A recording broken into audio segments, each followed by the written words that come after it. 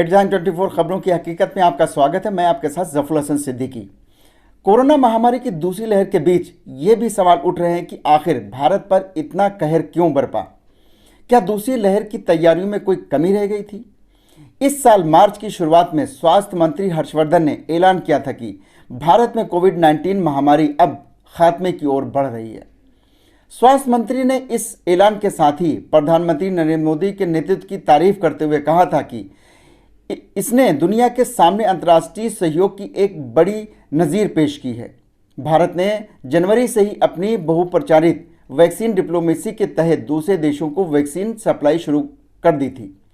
हर्षवर्धन अगर देश में कोरोना संक्रमण के खात्मे के प्रति इतने अधिक उम्मीद भरे नजर आ रहे थे तो इसकी वजह थी। दरअसल सितंबर के मध्य में देश में दैनिक कोरोना संक्रमण की रफ्तार उच्चतम स्तर पर पहुंच गई थी। उन दिनों यह हर दिन 93,000 के स्तर पर पहुंच गई थी, लेकिन इसके बाद इसमें तेजी से गिरावट देखने को मिली। फरवरी के मध्य तक हर दिन सिर्फ 11,000 मामले सामने आ रहे थे। हर दिन मरने वालों का साप्ताहिक औसत भी घटकर 100 से नीचे पहुंच गया था। इस तरह पिछले साल के अंत से ही कोरोना वायरस को खत्म करने का जश्न मनना शुरू हो गया था। राजनेताओं से लेकर नीति निर्माताओं और मीडिया के एक हिस्से ने संयुक्त सचमुच ये मान लिया था कि भारत अब इस मुश्किल दौर से निकल चुका है। दिसंबर में रिजर्व बैंक ऑफ इंडिया के अधिकारियों ने भी कहा था कि भारत अब कोरोना संक्रमण के खात्मे की ओर बढ़ रहा है। कविताओं में इस्तेमाल किए जाने वाले रूपकों का भी सहारा लेते हुए इन अधिकारियों ने कहा, इस बात के सबूत मिलने लगे हैं कि भारतीय अर्थव्यवस्था अब जाड़े के मौसम की लंबी छाया से निकलकर चमचमाते रोशन दिनों की ओर बढ़ रही है। उस दौरान पीएम नरेंद्र मोदी को वैक्सीन गुरु तक कहा गया। फरवरी के आखिर में चुनाव आयोग ने 5 राज्यों में विधानसभा चुनाव का ऐलान कर दिया। इन राज्यों की 824 सीटों पर खड़े उम्मीदवारों को चुनने वाले वोटरों की संख्या 18.60 करोड़ है। 27 मार्च से शुरू हुई वोटिंग को 1 महीने से भी अधिक समय तक चलना था। पश्चिम बंगाल में 8 चरणों में चुनाव का ऐलान किया गया। इसके बाद चुनाव प्रचार के लिए पूरे जोर शोर से लोग लग गए।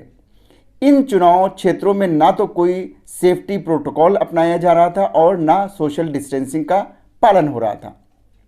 इस बीच मध्य मार्च में गुजरात के नरेंद्र मोदी स्टेडियम में भारत और इंग्लैंड के बीच 2 अंतर्राष्ट्रीय एक दिवसीय मैचों को देखने के लिए 1,30,000 दर्शकों को इजाजत दे दी गई। इनमें से ज्यादातर बगैर मास्क पहने हुए आए थे और फिर इसके 1 महीने के अंदर मुसीबतों का सिलसिला शुरू हो गया। भारत एक बार फिर कोरोना संक्रमण की गिरफ्त में आ गया।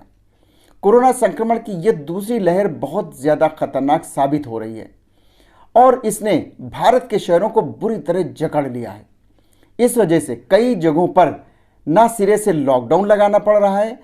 कोरोना की इस दूसरी लहर में मध्य अप्रैल तक हर दिन संक्रमण के लगभग 1 लाख मामले सामने आने लगे। रविवार को भारत में कोरोना संक्रमण के 2,70,000 केस दर्ज किए गए और 1,600 से ज्यादा लोगों की मौत हो चुकी थी। एक दिन में यह संक्रमण और मौतों का सबसे बड़ा रिकॉर्ड था। अब देखना यह होगा कि केंद्र और राज्य सरकारें इस विकट परिस्थिति से निपटने के लिए क्या रास्ता अपनाती हैं, जिससे जनता राहत महसूस कर सके।